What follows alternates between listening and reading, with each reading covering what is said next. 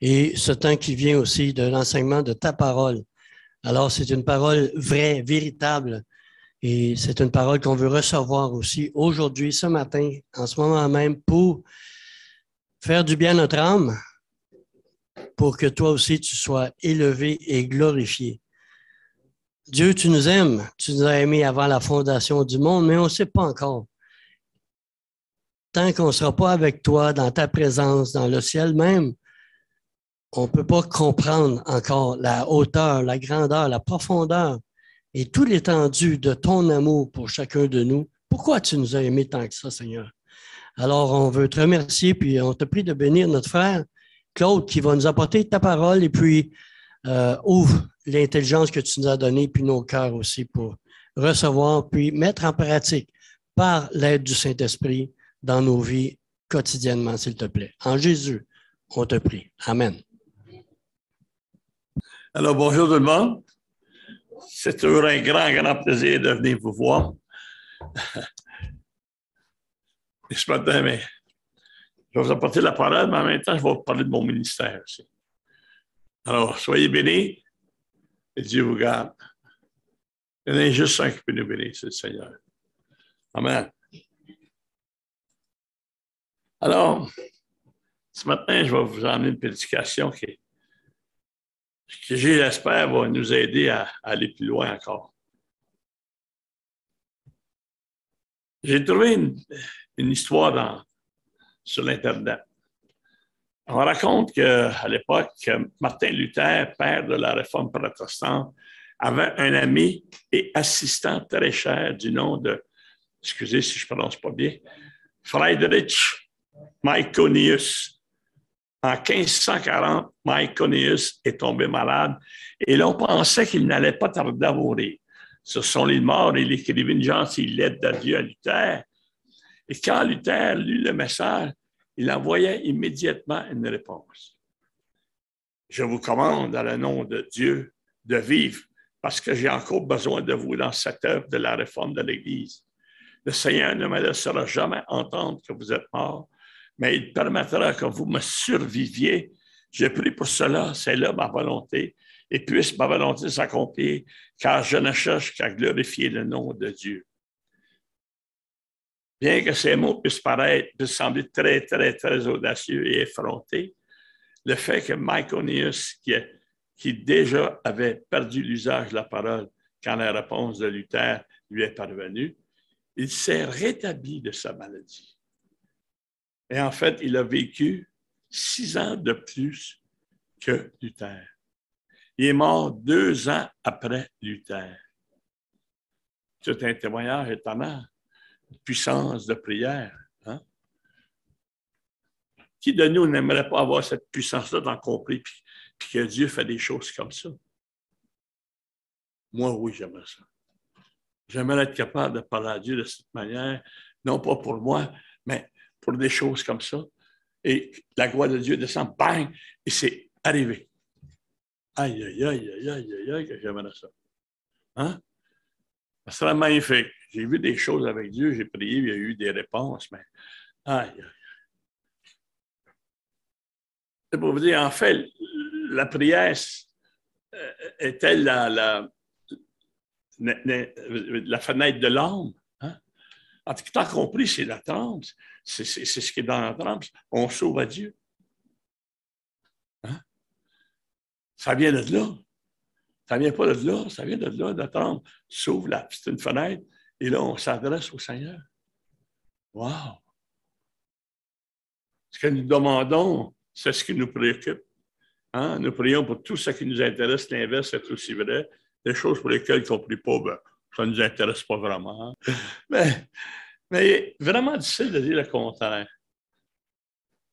On peut déclarer que telle chose nous intéresse, et puis, mais on ne l'apporte jamais au Seigneur non plus. On peut dire, ben, avec vérité, que nous nous en soucions pas tellement. Mais tout ce qu'on se soucie, vraiment, on se soucie de ça, mais là, on va prier. Mais on prie juste pour celles qui nous intéressent. Moi, Joe Blow, là, je ne prie pas pour lui. Longtemps, mes amis, moi, le gouvernement, je l'avais très, très, très, très loin. Et on me disait, prie pour eux autres. J'étais là. Ouais. Eux autres, ils se foutent bien de moi. Je ne priais pas pour mon gouvernement. Longtemps. Le Seigneur le savait. Il ne m'a pas puni. Mais un jour, j'ai compris. Ça ne m'intéressait pas. Hein? La politique, des ci, des ça. Ils sont rien que là pour nous. Je ne dis rien sur eux autres, sinon on va perdre notre temps. Mais aujourd'hui, je prie pour mes gouvernements. Je prie pour mes autorités. La Bible aussi m'a dit. La Bible me rapporte toutes sortes de prières de ce monde-là. Ça nous aide. Ça nous aide à prier. La parole nous montre comment prier. Moïse a prié des choses. Hein? Néhémie et Daniel ont intercédé devant le Tout-Puissant avec toute puissance.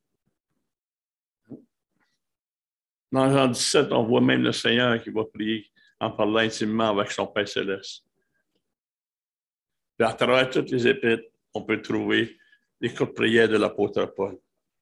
Et ce matin, j'aimerais vous parler d'une de ces prières.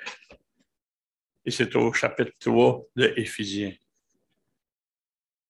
les versets 14 à 21.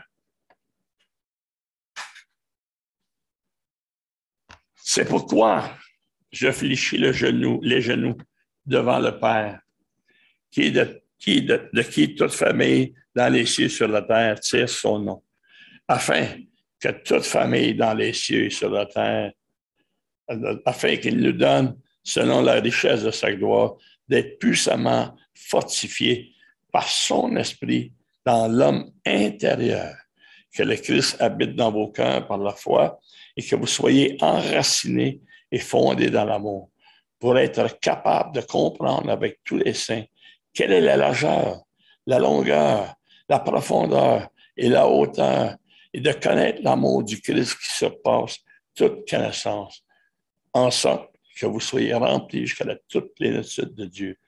Or, à celui qui, par la puissance qui agit en nous, peut faire infiniment au-delà de tout ce que nous demandons ou pensons. À lui la gloire dans l'Église et en Jésus-Christ dans toutes les générations au siècle des siècles. Amen. Et moi, c'est le verset exactement 20. On va mettre un accent là-dessus. Qui nous dit au-delà de tout ce que nous demandons et pensons, et même imaginons. Et on n'arrivera jamais à imaginer tout. Dieu est tellement grand, mais Dieu est tellement bon. Au-delà de toute imagination, mes amis. Au-delà de toute imagination. La Bible est remplie de prières. Les apôtres, alors, l'Ancien Testament s'est rempli. Et Dieu a répondu à des choses. Et même des fois, même des fois ces hommes-là n'auraient jamais cru penser que Dieu répondrait. Et Dieu a répondu au-delà de toute leur imagination. Et même au-delà de tout ce qu'ils pouvaient penser. Imaginer. Comprenez ce que je veux dire? On devrait être reconnaissant à Paul. Hein? Dans toutes les prières de la Bible, celle-là est une des plus riches.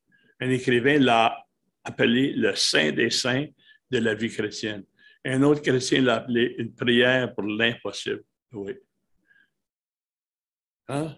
Puis dans Éphésiens, on a la deuxième prière, parce que la première prière est au chapitre 1. Hein? Au chapitre 1, Paul il parle de la nécessité de l'esprit de révélation pour connaître Dieu. Et dans la deuxième, il nous dit pour être puissamment fortifié. On a besoin d'être fortifié. On a besoin d'être fort. On a besoin de prendre des vitamines afin qu'on soit en santé et fort et qu'on n'ait plus de problèmes, mais de l'âme. Hein? Souvent, on se perd dans les détails. Mais le thème principal, je vous prie, aussi c'est verset 16, pour être capable de comprendre avec tous les saints quelle est la largeur, la longueur, la profondeur et la hauteur de la parole de Dieu. Hein? Aïe, aïe, aïe. Paul réclame une force spirituelle pour notre être intérieur. Il demande à Dieu que les Éphésiens, il demande à Dieu que le GBRS soit fortifié au-dedans d'eux par le Saint-Esprit. Pourquoi? Pour qu'ils puissent accomplir la volonté de Dieu à leur égard. On peut penser qu'il s'agit d'une requête principale à cause du verset 13. Hein? C'est pourquoi j'ai fléchi les genoux. Hein? Non, il dit aussi, je vous demande de ne pas perdre le courage à cause des tribulations pour vous. Elles sont votre gloire. Wow! Les difficultés et les tribulations sont notre gloire. Et Paul continue, il dit aussi, je vous demande de ne pas perdre de courage à cause de mes tribulations. Elles sont votre gloire. À cause de cela, je fléchis le genou, verset 14.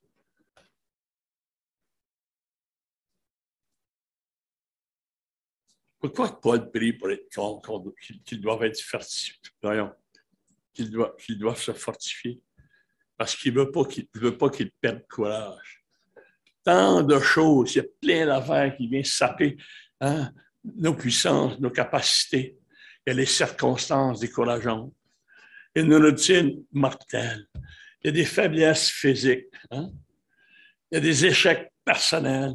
Il y a des conflits non résolus, etc. Et vous pouvez en mettre. Mais chacune de ces choses peut nous tomber dessus et nous stopper. Mais aussi plusieurs d'entre elles peuvent nous atteindre en même temps. Alors, comment est-ce qu'on peut revenir sur le champ de bataille? Comment est-ce qu'on peut arriver sur le champ de bataille?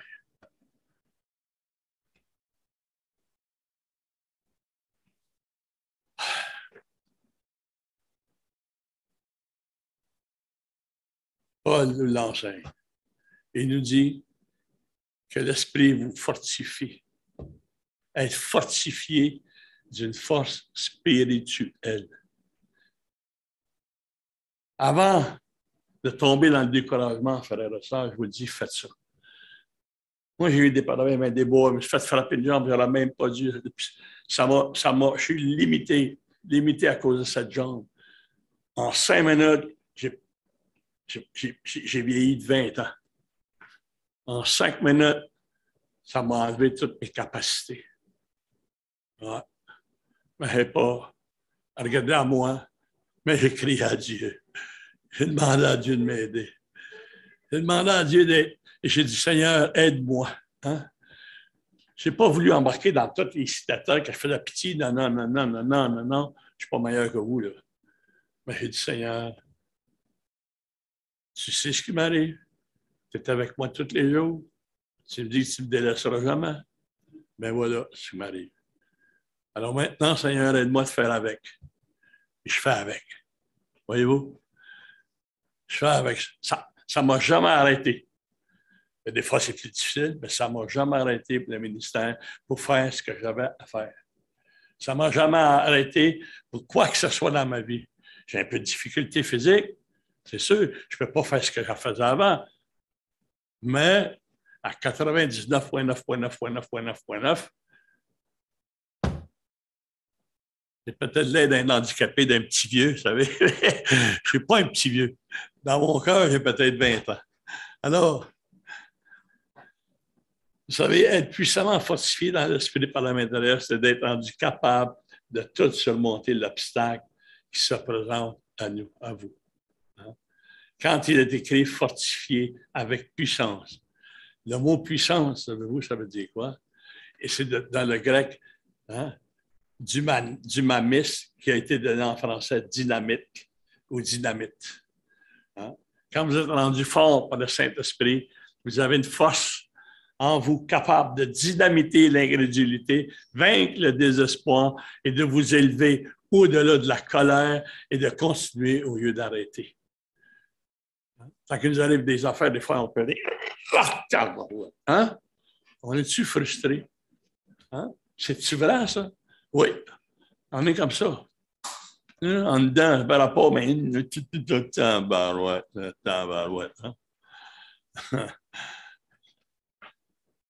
Mais toute cette puissance que Paul demande, c'est pour l'homme intérieur. L'homme intérieur, c'est tout le sens du contrôle de notre vie. C'est là que toutes les grandes décisions sont prises. C'est là que nous avons plus besoin d'être aidés. Dans l'homme intérieur qu'on décide. Ce n'est pas Joe Blow qui vient décider pour moi. Et la plupart de nos prières peuvent être rangées surtout en deux catégories. Je ne sais pas si vous, c'est comme ça. Ben, moi, je pense que c'est le même. Être délivré de ce qui fait souffrir. Seigneur, j'ai pas mal, arrête cette douleur. Change les circonstances, Seigneur. J'aime pas vraiment ça. Change, je te prie. Excusez, je fais des niaiseries avec ma voix. Là. Ça m'arrive des fois, mes niaiseries. Excusez. Ouais, mais c'est vrai, c'est à peu près comme ça. Hein? Il n'y a personne qui peut aimer souffrir. Il n'y a personne qui s'est réjoui de toutes les circonstances difficiles. Je pense pas, j'en ai à ma vie, moi-même, je ne suis pas capable. Mais le problème, c'est qu'il y a deux catégories de prières qui peuvent supplanter toutes les autres prières au point de ne plus prier pour les autres.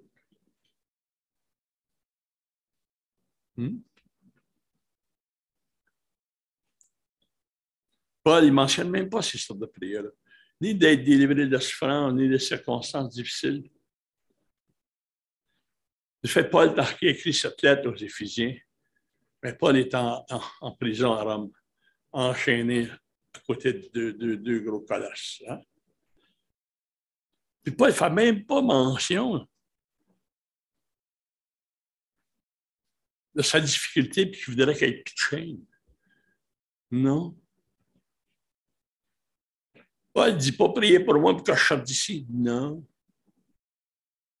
Mais Paul, en 6,20, dit pour lequel je suis ambassadeur dans les chaînes et que j'en parle avec assurance quand je dois parler.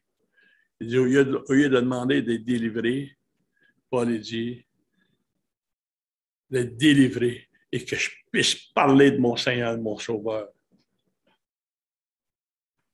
Hein? Paul était fortifié. Paul avait pris une puissance, et dans le chapitre 1, il nous en parle, qui nous ravigote, qui nous donne de la force, qui aide et qui transforme l'Esprit de Dieu. Étant fortifié dans l'homme intérieur, le résultat, c'est que Christ va habiter dans nos cœurs par la foi.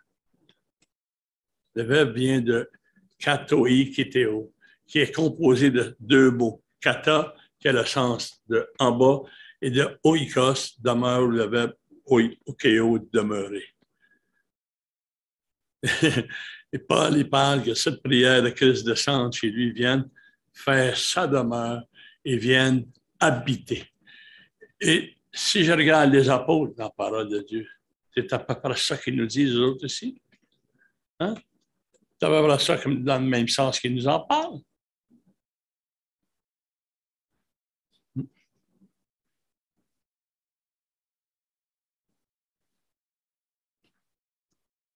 Vous savez, c'est pas bien que Christ soit dans votre cœur, mais est-il vraiment chez lui? On fait une petite image. Vous entrez chez quelqu'un, la madame vous ouvre la porte et il vous dit « Ah, faites comme chez vous! » Vous l'avez entendu, celle-là, hein? Moi aussi.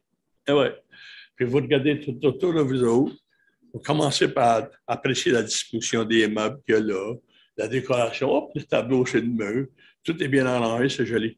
Mais on ne se sent pas chez nous. Voyons là, fait comme chez vous, voyons donc. Hein? On ne sait même pas où se trouver les affaires, les différentes pièces, l'appartement, la cuisine, la salle de bain, le grenier. Comment est-ce qu'on peut me sentir chez moi? On ne sait même pas où est-ce qu'il y a la télécommande de la télévision parce qu'il y a un match de hockey, puis on verra bien le voir. Hein? Hein? Ben, si vous venez faire un tour chez nous, vous allez voir que moi, je suis un homme qui est tout à fait à sa place, peut-être pas vous autres. Moi, je sais où se trouvent toutes les choses. Sinon, je sais où les chercher. Mais vous, venez chez nous, vous ne saurez pas les chercher, même si je dis, fais comme chez vous. André est au chez nous, fais comme chez vous. Alors, André était chez vous. Il n'est pas chez nous. Il ne sait pas où sont mes affaires.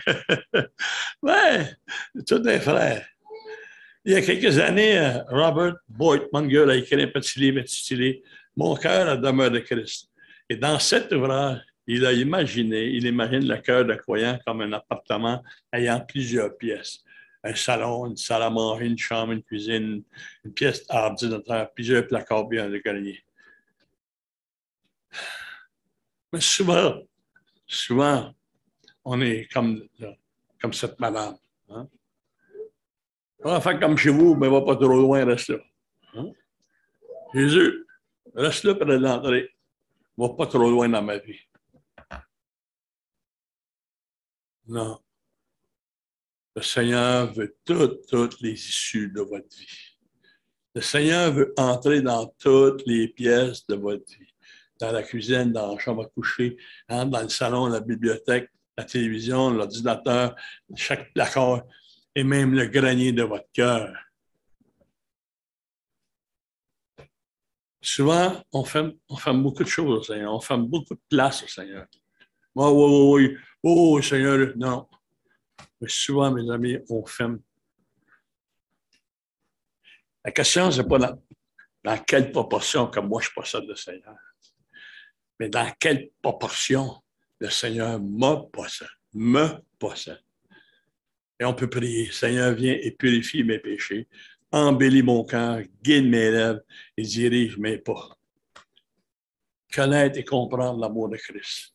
Hein? Afin qu'étant enraciné, fondé dans l'amour, vous puissiez comprendre avec tous les saints quelle est la largeur, la hauteur, la profondeur. Hein? Et connaître l'amour de Christ qui surpasse toute connaissance. Le deuxième résultat vient qu'on va grandir encore dans la compréhension de l'amour. La pensée qui se dégage de ce texte est une circonstance personnelle dans l'expérience de l'amour de Christ. Vous savez, un jour, j'ai donné ma vie au Seigneur dans mon camion en 1985. Pas la suite d'une évaluation, rien. J'étais tellement bout. Je parlais à Dieu, j'étais au grand Dieu, mais je parlais à Dieu. Jésus-Christ, je ne comprenais rien là-dedans. Et quand j'ai dit le mot Seigneur, c'est ce que je disais jamais. Je vous dis, là, il n'était pas là. Mais là, je savais que je parlais au Seigneur, puis j'ai eu une conversation avec lui longtemps, en conduisant. Il était là.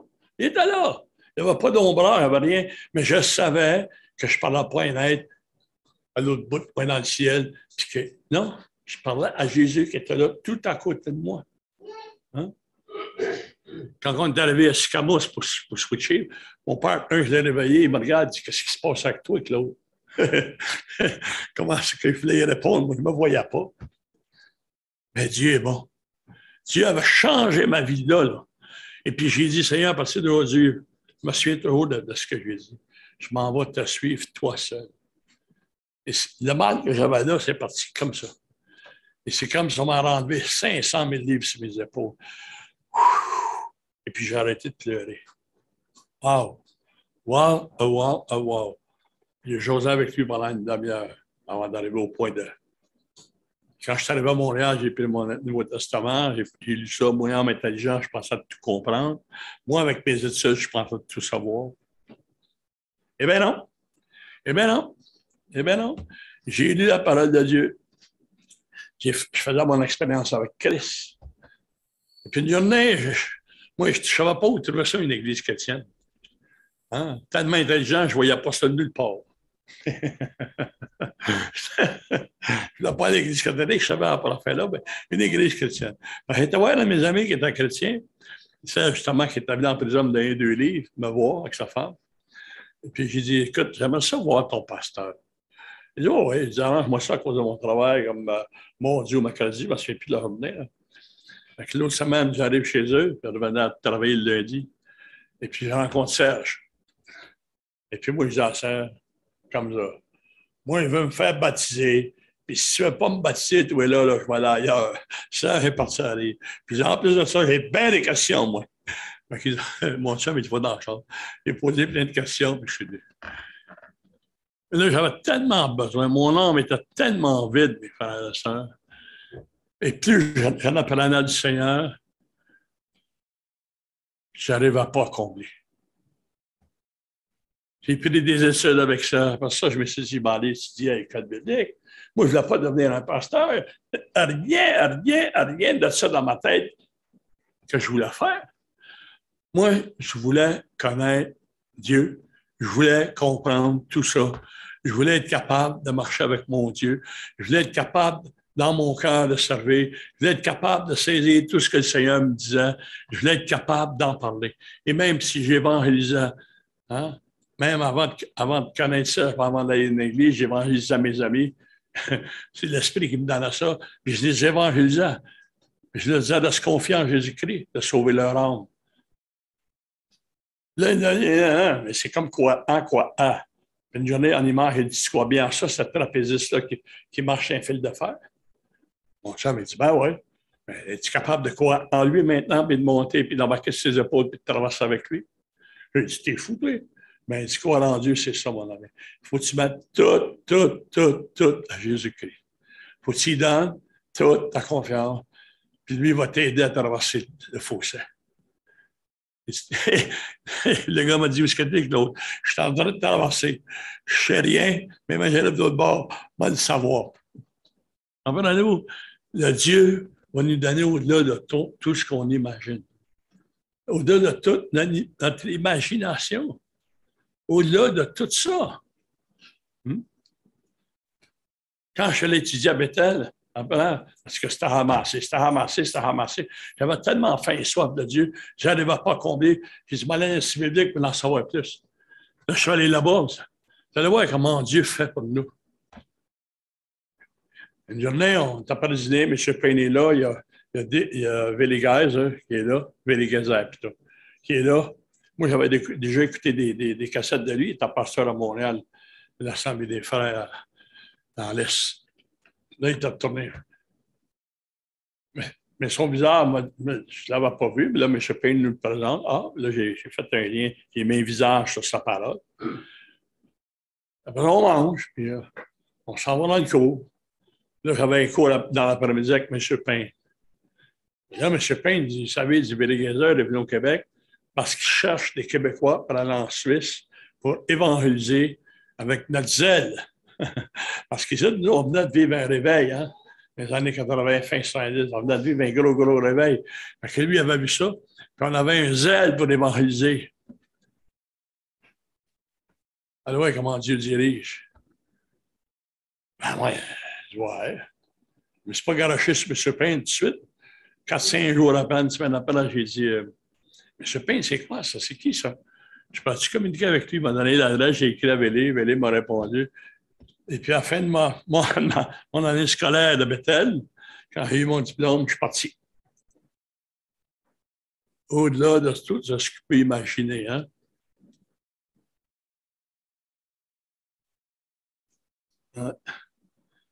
Au-delà.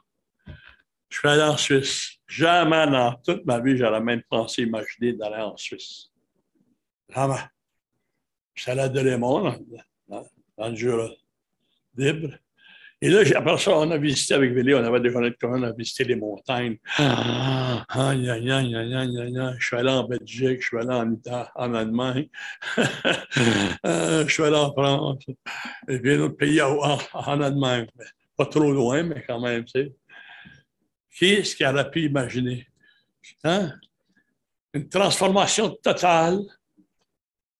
Et Dieu a déposé lentement sa plénitude dans mon cœur. Jamais j'aurais pu imaginer ça. Jamais.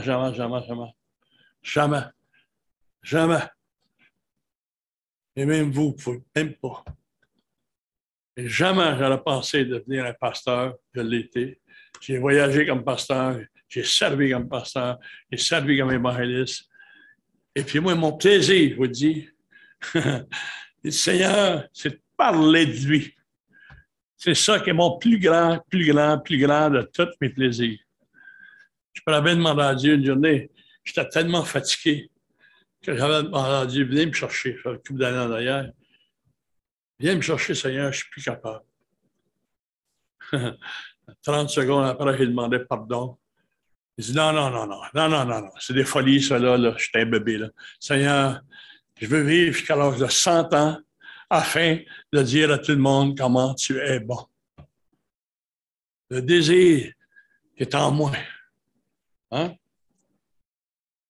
Et moi, je suis rempli. Alors, tu sais, il m'a donné une image. Si on prend un vieux récipient qui est plein de boue, c'est plein de boîtes, et on le met là, en dessous du robinet, on fait couler. Hein? On va laisser tomber l'eau claire, limpide là-dedans. Hein? Là, on va couler dans le récipient. Et plus on laisse couler l'eau, plus l'eau boueuse s'en va. Hein? Elle va être remplacée par l'eau pure.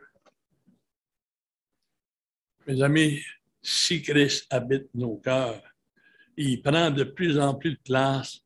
La plénitude de Dieu va remplacer tout ce qui n'est pas honorable. Son amour chasse la colère, la haine. Sa sainteté entre et chasse la convoitise. Sa pureté chasse l'impureté. Sa patience remplace notre impatience. Puis sa grâce me remplit jusqu'au point que je peux maintenant pardonner. Pas facile de pardonner. Hein? Vous savez, moi, j'ai visité le Canada à cause de mon travail. J'ai visité tous les États-Unis, à pas d'un, tous les États. J'ai vu des choses de mes yeux vus que la majorité de vous autres n'avaient pas vues.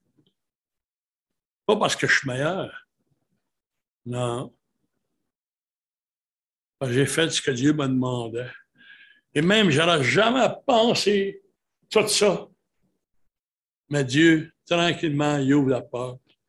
Et tout d'un coup, Dieu nous dit ça. Et on parle. Mais il faut qu'on soit rempli de la plénitude de Dieu. Comprenez-vous? On ne peut pas douter. Et sans doute encore, Paul dit, il peut faire par la puissance qui agit en nous, infiniment au-delà de tout ce que nous demandons ou pensons, infiniment au tout ce que nous pouvons imaginer. Hein? Paul ne dit pas qu'il faut espérer que, il ne dit pas que peut-être que, il ne dit pas qu'il se peut que. Hein? Bon, non, il ne dit pas il n'y a qu'à faire, hein? Il y a qu'à, hein? Tu sais, des yaka, c'est plein, hein? Ah, des yaka, hein? Ah, il n'y a qu'à faire, hein? Ah ouais, c'est plein de chums de même, hein? Des yaka. Ah. Paul il dit que Dieu peut faire au-delà de tout ce qu'on pense et qu'on imagine. Au-delà de tout ce qu'on pense et qu'on imagine. Ben, il ne dit pas imaginer, mais au-delà de tout ce qu'on pense que pensons. Nous demandons et pensons. Mais dans notre tête, on n'imagine pas des affaires des fois. Mais là, c'est un fait au-delà de tout ça. Au-delà de toute imagination. Et Dieu rend ça possible si ça le glorifie, voyez-vous. Wow! Moi, j'étais à Bethel pour le connaître. Je n'ai pas été à Bethel pour aller voyager. Je ne pensais jamais.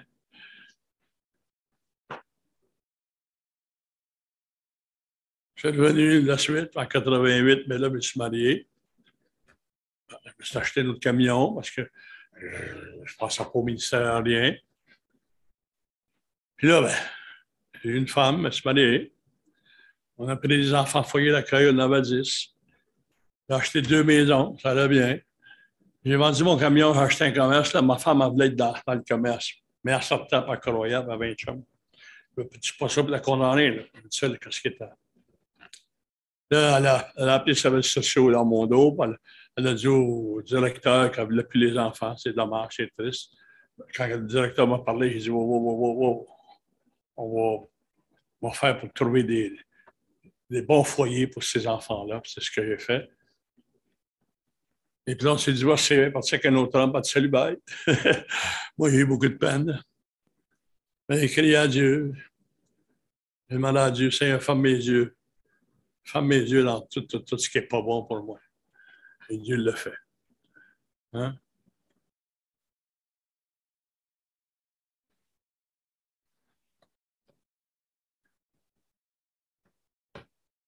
Paul dit, il y a tout ce que nous demandons et pensons. Ce que Dieu fait dépasse l'imagination, mes amis. L'imagination. Hein? Est-ce que vous êtes prêts à penser que Dieu dépasse ce que vous imaginez? Hein? Hein? Paul, il dit, écoutez mes amis, soyez remplis. Soyez remplis. Et Paul prie pour les Éphésiens. C'est pourquoi j'ai fléchi les genoux devant le Père, de qui toute famille dans les cieux sur la terre dit son nom, afin qu'il vous donne, selon sa richesse de sa gloire, d'être puissamment fortifié par son esprit dans l'homme intérieur. Mes amis, on en a besoin. Et Dieu est bon. Dieu est bon et plus que bon, tellement bon.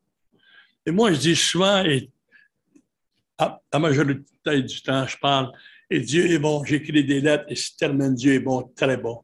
Alléluia. Oui, Dieu est bon, mes amis. Avec un pas bon comme moi, Dieu était très, très bon. Quand j'ai connu le Seigneur, après toute la vie que j'avais menée, Dieu est bon. Puis en 98, c'est là que j'ai commencé à prêcher. En 99, on m'a demandé de prendre charge d'une église. J'étais allé à Montréal. Je suis retourné en Suisse travailler. Je suis revenu. J'étais en Gaspésie, pasteur de 2 églises. Je suis revenu. J'étais sur la Côte-Nord, dernièrement, aidé à implanter une église. La Côte-Nord, je la connaissais, mais je ne pensais jamais que j'allais faire ça. Je priais pour moi, jamais de mes amis de Forestville, je les connaissais. Mais jamais j'aurais pensé d'y aller comme ça. Et puis quand je suis revenu de l'Europe, j'ai commencé à travailler avec les camions Open Road Champeau en 2012 à peu près. Et depuis ce temps-là, je m'occupe de camions, des camionneurs. Et puis c'était pour le Québec, mais j'ai vu que le directeur, mieux faire l'Ouest que de faire l'Est. Pour lui, le Québec, c'était difficile. Lui, il parlait rien en anglais, puis il n'y avait pas de monde. Fait que j'ai dit, oh, moi, il m'a parti, m'a faire le Québec tout seul. Je vais ramasser pour l'Ontario tout bout de champ. Je vais m'occuper du Québec. Fait que là, on a fait une charte pour s'aider. Et ça s'appelle le ministère, ça s'appelle les chapelles routières. Et c'est ce qu'on fait. Et là, j'aimerais demander si quelqu'un est intéressé à évangéliser, à aider les camionneurs, parce que je commence un petit peu à vieillir. J'ai besoin d'aide. Si quelqu'un parmi vous serait prêt à s'impliquer, ça peut être des messieurs, mais les madames aussi, là, pour ça, pour m'aider. C'est un cadeau de Dieu. Je vous le demande. Soyez bénis. Alors, Paul dit, il ne faut pas espérer que. Il ne faut pas dire non plus peut-être que. Mais il ne dit pas, il ne sait plus que. Mais il dit au-delà de tout ce que nous demandons et de tout ce que nous pensons, de tout ce qu'on peut même imaginer. Amen. Mes amis, je vous aime beaucoup. Le groupe biblique m'a beaucoup donné dans les premiers temps. Ça m'a aidé à devenir un homme. Et j'en remercie Dieu à tous les jours. Vous avez un pasteur magnifique. Le Seigneur est bon. On va terminer là-dessus. Puis on va demander un chant à mon frère s'il veut. Non, jamais tout seul. Non, non, jamais tout seul. Hein? On va prier avant de chanter. Hein? Alors, Seigneur Dieu, encore merci beaucoup pour tout ce que tu nous donnes. Merci, Seigneur, de faire au-delà de tout ce qu'on peut imaginer, penser. Et Seigneur, des fois, tu vas nous emmener dans des places que jamais nous n'aurions pu penser d'être capables de pouvoir faire ça. On n'avait même jamais pensé d'aller si loin. Mais Seigneur, tu remplis et même tu nous aides à prier pour ceux qu'on n'aime pas. Oh, c'est un grand Dieu. Et je veux te remercier ce matin encore avec mes amis. Et Seigneur, oui, tu dis que tu es avec nous tous les jours jusqu'à la fin du monde. Mais c'est vrai, Seigneur. Alors, on va chanter un chant à ta gloire pour toi, en ton nom précieux, Seigneur. Et bénis tous mes frères, toutes mes sœurs, dans la semaine qui vient et dans l'année qui vient aussi. Bénis-les abondamment pour ta gloire, Seigneur. Amen. Soyez bénis.